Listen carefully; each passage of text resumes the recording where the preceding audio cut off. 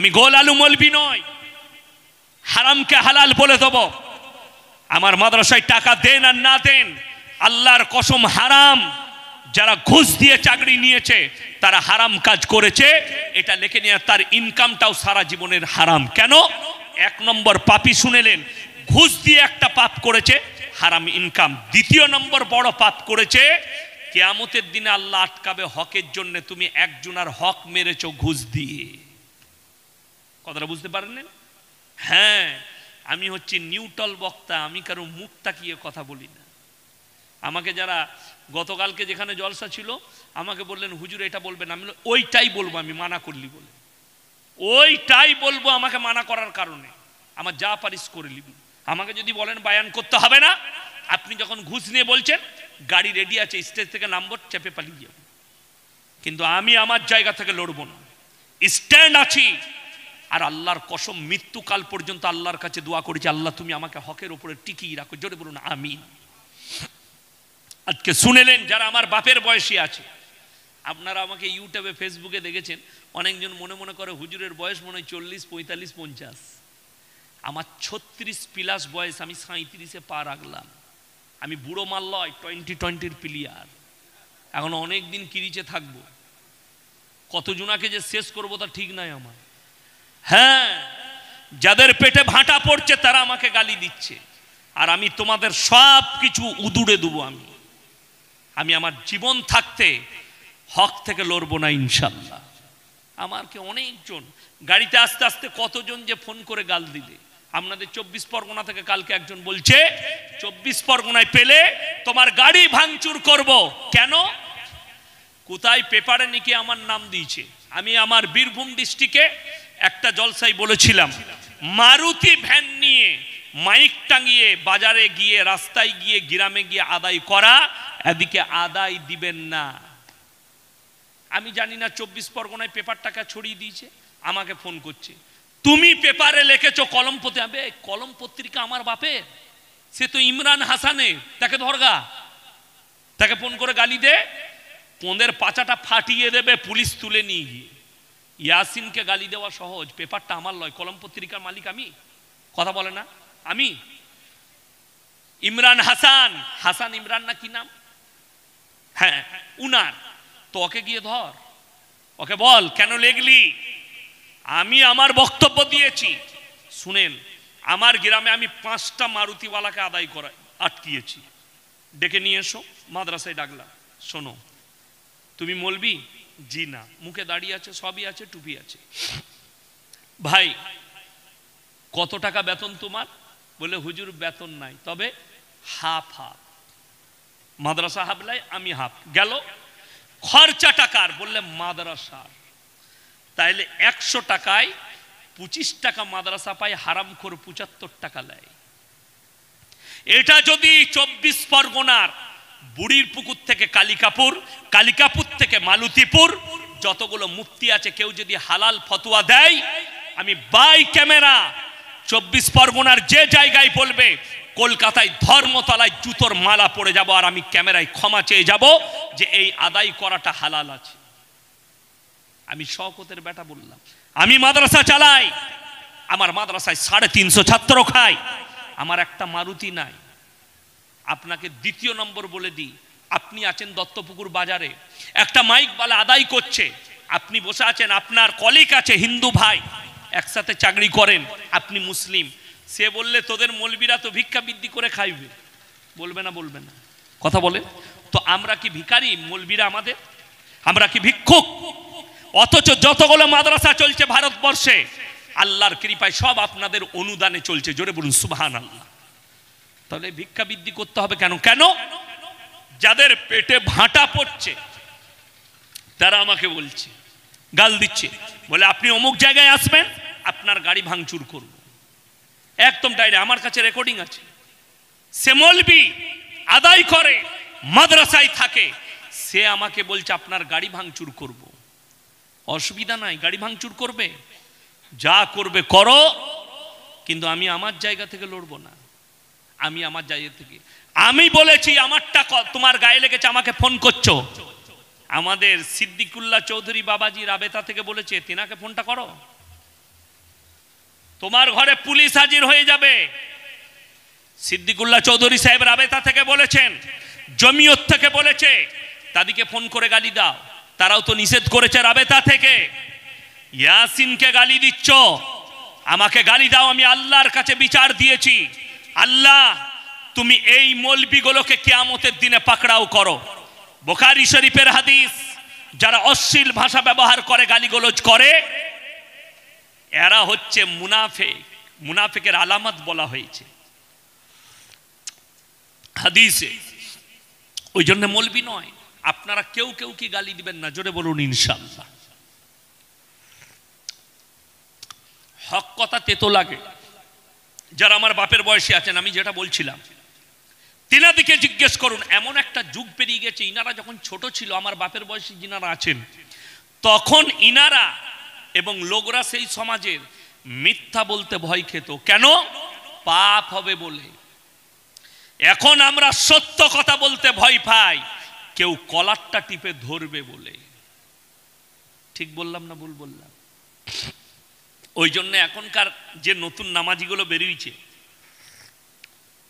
এখনকার ছেলেরা বলছে আগেকার লোকরা নামাজ জানতো না বে। হ্যাঁ, আমি দারুণ মশলা জানি, হাদিস জেনে গেছি।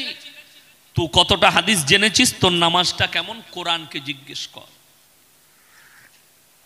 যারা বলছে আগেকার মানুষ কিছুই জানতো না, কোরআন সত্য না মিথ্যা? বাবা সত্য। কোরআন খুলেন, সাবিকুনা সাবিকুনা উলাইকাল মুকাররাবুন ফি জান্নাতিন নাঈম সুল্লাতুম মিনাল আউয়ালিন ওয়া কালিলুম মিনাল আখিরিন।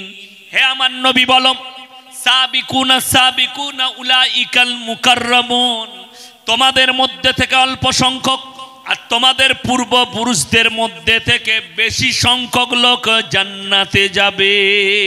জোরে বলুন সুবহানাল্লাহ। তোমাদের মধ্যে থেকে অল্প সংখ্যক আর তোমাদের পূর্ববর্তীদের মধ্যে থেকে বেশি সংখ্যক লোক জান্নাতে যাবে। কারণগুলো বলে দিই, কারণগুলো শুনেলেন, একটা করে বলি। আপনি নামাজ পড়েন কিন্তু ভাইয়ের সাথে আপনার কথা নেই। আপনি নামাজ পড়েন, মা বাবাকে ভাত দেন না। আপনি নামাজ পড়েন, প্রতিবেশীর হক আদায় করেন না। আপনি নামাজ পড়েন, সকালবেলায় উঠে আপনাকে দেখিয়ে দেবো প্রত্যেকটা গ্রামে, শুধু আপনার গ্রাম নয়, দেখবেন ফজরের পরে একটা করে চায়ের দোকান খুলে যায়। খুলে না? খুলে না? প্রত্যেক গ্রামে। আর সেইখানে আড্ডা কাদের? একদল নামাজি নামাজ পড়ে চায়ের দোকানে বসে ইমাম মুয়াজ্জিন গোটা গ্রামের গীবতগুলো ওরাই করে। ঠিক বললাম না ভুল বললাম? ওইখানে গীবত করে। তোমার জানা আছে কোরআন আর হাদিস, যারা গীবত করলো তারা নিজের মরা ভাইয়ের গোশত মাংস খেলো। তুমি গীবত করছো ওখানে বসে?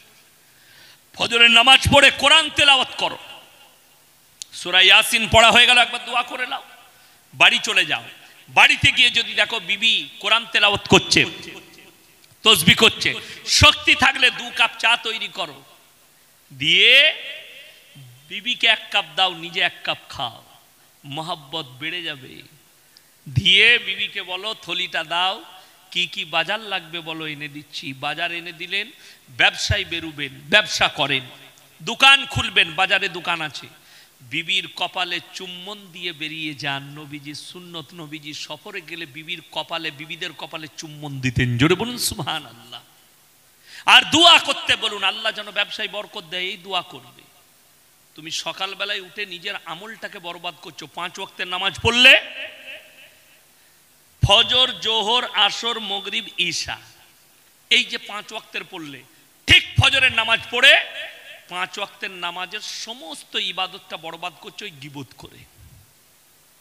তুমি বলছো আমি জান্নাতে যাব, জান্নাতের খুশবু পর্যন্ত পাবে না তুমি। লা ইয়াদখুলুল জান্নাতা কাত্তাতু। যারা চগলখর হয়, অহংকারী হয়, তারা কোনোদিন জান্নাতে প্রবেশ করবে না। চগলখড়ি হবেন না, লোকের গীবত করবেন না, কারুর গুনাহকে প্রকাশ করবেন না। হাদিসে আছে, কেউ যদি কারুর একটা গুনাহকে ঢাকে, আল্লাহ কিয়ামতের দিনে তার 10টা গুনাহকে ঢেকে দিবেন। জোরে বলুন সুবহানাল্লাহ। বড় বড় পাপকে। আমরা তো লোকের পাপ খুঁজে বেড়াই, লোকের দোষ খুঁজে বেড়াই, বেড়ায় না বেড়ায় না, ই কি দোষ করলে, ই কি করছে, এটা হচ্ছে আপনার কাজ। আর আপনি নিজেকে মুমিন বলছেন। আপনাকে একটা খালি দলিল দিয়ে যাচ্ছি, আপনি খুঁজে পাবেন। এখন যদি কোনো মানুষকে বলেন বাবা বড় লোক, আমার না বাড়ির অবস্থা খুব খারাপ, ছেলে পিলে নিয়ে বাড়িতে বাস করতে পারছি না, জায়গা নেই, একটা জায়গা দাও না, বাড়ি করব। বেরোবে, আমারই কুলাচ্ছে না, তোকে দেবো। ঠিক বললাম না ভুল বললাম? আর যারা বসে আছেন আমার বাপের বয়সী, খোঁজলেন ইনাদের কাছ থেকে, আমাদের বাপ দাদরা, আমাদের দাদরা, পরদাদরা, তাদের কাছে যখন গরিবরা আসতো, আপনার অনেক জমি আছে, একটু জায়গা দাও না বাবা, একটু ঘর করব। ঘর করবি? আহা, তোর এত কষ্ট, যা ওখানে যা, 5 কাঠাটা আছে ওখানে ঘর করিলে, তুই ছেলে নিয়ে থাকবি। ঠিক বললাম না ভুল বললাম? তারা দিয়েছে, তারা মুখেতে দিয়ে দিয়েছে, নিয়ে নে, যা রেজিস্ট্রি করেলে তোকে দিয়ে দিচ্ছি, ওখানটায় বাস করগা। তারা দ্বিধাবোধ করেনি। আমি আমার মাদের মুখ থেকে গল্প শুনি, মায়ের মুখ থেকে, যে আমাদের গ্রামে আমাদের একজন দাদি ছিল, তার নাম হচ্ছে বতুলা দাদি। অনেক বড় লোকের মেয়ে ছিল, এক ঝুড়ি সোনা এনেছিল, এক ঝুড়ি, ঝুড়ি বুঝেন তো, তার বাপ দিয়েছিল এক ঝুড়ি সোনা। তো এত দয়ালু ছিল, আমাকে খুব ভালোবাসতো, দোয়া দিত, আমাদের বাড়িতে আসতেন, তো মাও খুব ভালোবাসতো। এখন আমার ফুপুরা আছে তো গ্রামে, তারাও ভালোবাসে, আমাদেরকে খুব মহব্বত করে। রাস্তায় গেলি, দেখা হলেই, বাবা কেমন আছো, ভালো আছো, বাড়ি দিয়ে এসো, কিছু খেয়ে যাও, ভালোবাসে। তো পাড়ায় গরিবের মেয়ের বিয়ে হলে যদি বলতো সোনা দানা নাই, হ্যাঁ রে খালি হাতে বিটিটাকে পাঠাচ্ছিস, আয় আয় আয় আমার ঘরে, আলমারি খুলে সিন্দুক খুলে 2 থান 4 থান জিনিস দিত, এটা তোর পড়িয়ে বিটিকে দিয়ে দিগা, এটা আমি দিয়ে দিলাম। জোরে বলুন সুবহানাল্লাহ। এখন কেউ পারবে? একটা নাক মাছি দিতে পারবে না। তো তারা আগে জান্নাতে যাবে না, তো তুমি কি করে যাবে? তুমি বলছো জান্নাতে যাব, তোমার আমল থাকবে, নামাজ থাকবে, কিন্তু তোমার কাছে ঈমান থাকা দুষ্কর হবে। আমার আল্লাহ ইচ্ছা করলে ক্ষমা করবেন, কিন্তু আল্লাহর কসম, কেউ যদি বান্দার হক মারে, সেই বান্দা না ক্ষমা করা পর্যন্ত আমার আল্লাহ তাকে ক্ষমা করবেন না। এটা লিখে নিয়ে যাও কাগজে। তুমি তোমার বন্ধুর হক মারো, আল্লাহর কাছে হিসেব দিতে হবে। তুমি তোমার ভাইয়ের হক মারো, আল্লাহর কাছে হিসেব দিতে হবে। তুমি তোমার বাবা মায়ের হক মারো, আল্লাহর কাছে হিসেব দিতে হবে। আজকে শুনেলেন, আমরা বেশিরভাগ, আমি ছোট থেকে শুনে আসি, অনেক হুজুরের বয়ান শুনেছি, আব্বাজির সাথে অনেক জায়গায় জলসায় যেতাম, যখন তালবিলিম ছিলাম গেছি, অনেক বক্তার বক্তব্য শুনেছি, খালি মা বাবার সেবা। কিন্তু বড় কষ্টের বিষয়, আমরা এটা বলতে ভুলে যাই সাথে সাথে, যে মা বাবার সেবা তো করতেই হবে, আল্লাহ হুকুম দিয়েছে সন্তানকে। কিন্তু শুনেলেন, মা বাবারা এটা ভাববেন না শুধু ছেলেরা আমাদের হক আদায় করবে, আর তুমি হক দিবার বেলায় 2টো ছেলেকে 2 করবে, তো তুমি মালু আটকিয়ে যাবে। যারা বেটা দিকে সন্তানকে 2 করে, একটা ছেলেকে ফাঁকি দিয়ে আর একটা ছেলেকে সম্পদ দিয়েছে, এই মা বাপু কিয়ামতের দিনে হিসেবের জায়গায় আটকিয়ে যাবে। কেন? তুমি এক বেটার হক মেরে আর এক বেটাকে দিয়েছো, সেই মা বাবা আটকাবে। তুমি বলো বাবা তুমি আমাকে ভাত দিচ্ছ, কিন্তু সম্পদ আমি সকলকে সমান দেবো। আমাদের দেশের মা বাবারা কি করে, আমাকে আমার ছোট বেটা দেখছে মানে তাকে সম্পত্তি দিয়ে দেবো। না, তুমি দিতে পাবে না, ওটা তো তার হক। কথাটা বুঝতে পেরেছেন না পারেননি? ওটা কি কার হক? তার হক, দিতেই হবে। বড় কষ্ট লাগে, আপনি আমি তো এটাই বুঝতে পারি না। আরে যদি তোমার আব্বাকে বৃদ্ধ অবস্থায় 1 গ্লাস পানি খাওয়াতে পারো হাতে করে, তা জানবে যে এটাই তোমার কামিয়াবি। আমি তো পড়েছি রাজ্যের বাইরে, আমার পড়ার জীবনটা বাইরে কেটেছে। আমি আমার নিজের আব্বাজির খিদমতের সময় পাইনি। আমার আব্বাজি মাদ্রাসার শিক্ষক ছিলেন, হেডমন না, কোনোদিন খিদমত করি না। তো রমজান মাসে তালবিনিমদের ছুটি থাকে, মাঝে মাঝে আমার আব্বাজির জামা কাপড়গুলো আমি কেচেছি। আমি শিক্ষক হয়ে কেচেছি, আর মনে মনে ভাবি এটা তো আমার জন্য আল্লাহর একটা রহমত, যে রমজান মাসে কোনো তালবিলিম নাই, আমি কাচতে পাচ্ছি। এটাই জন্যই আল্লাহ হয়তো আমাকে জান্নাত দিতে পারে। লকডাউনের সময় আমার আব্বাজি মরণপর্ণ হয়ে গিয়েছিলেন, খুব অসুস্থ। দুর্গাপুরে সব থেকে বড় হসপিটাল হেলথ ওয়ার্ল্ডে ভর্তি করেছিলাম। স্ট্রেচারে শুয়ে আছেন, বেড ঠিক করা হচ্ছে। আমি জিজ্ঞেস করলাম, আব্বাজি এক গ্লাস জুস খাবেন মুসাম্বির? ঘাটটা লাড়ালো, নিয়ে এসো। আমি গিয়ে বানিয়ে নিয়ে এলাম। তো এত দুর্বল হয়ে গেছিলেন, হাতটা উঠাবার ক্ষমতা ছিল না। আমি ঘাড়ে হাত দিয়ে এক গ্লাস জুস পান করালাম, আর আলহামদুলিল্লাহ বলল, বেডে চলে গেল। আমি মনে মনে ভেবেছি এটার কারণেই হয়তো আমাকে আল্লাহ জান্নাত দেবে। আমি ভাগ্যবান যে আমি হাতে করে আমার আব্বাজিকে এক গ্লাস জুস পান করাতে পেরেছি। ওরে মূর্খ যারা মনে করে রমজান মাসে আমার বাপকে কেন ইফতারি দেব। শুনেলেন, 5টা বেটা সকলে যদি ফল নিয়ে আসে বাবা মায়ের জন্যে, ওরে মূর্খ তোর জানা নাই, যখন 5টা বেটা ফল এনে ভরে দিবে, 5 থালা নাস্তা আসবে, তোর বাবা মা 5 থালা নাস্তা খাবে না রে বুকা। বলবে, বড়র খোকা তোর ছেলেগুলোকে পাঠা আমার কাছে। লাতি পুতা দিকে নিয়ে বসবে আর সকলকে খাওয়াবে, নিজেরা খাবে না। আমার পরীক্ষিত, আমি রমজান মাসে যেটা ইচ্ছা যায় আব্বা মায়ের লেগে নিয়ে যাই। এক গাদা নাস্তা নিয়ে বসে, আমরা ভাইরা বাইরে বসি, বউরা এক কাছে বসে, তো আমার আব্বাজি আলাদা বসে একা। কেন জানেন?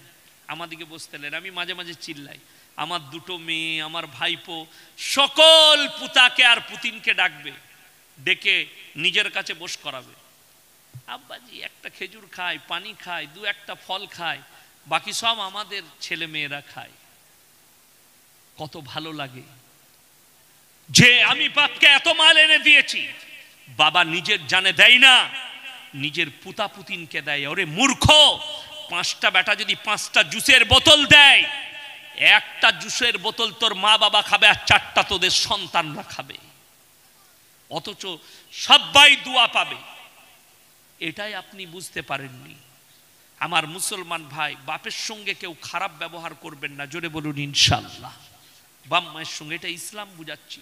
আজকে ওটাই আপনার বুঝে আসেনি, ওই জন্য সন্তানকে ভালো কনভেটে দেন, যেন সে সেখান থেকে শিক্ষা পায়।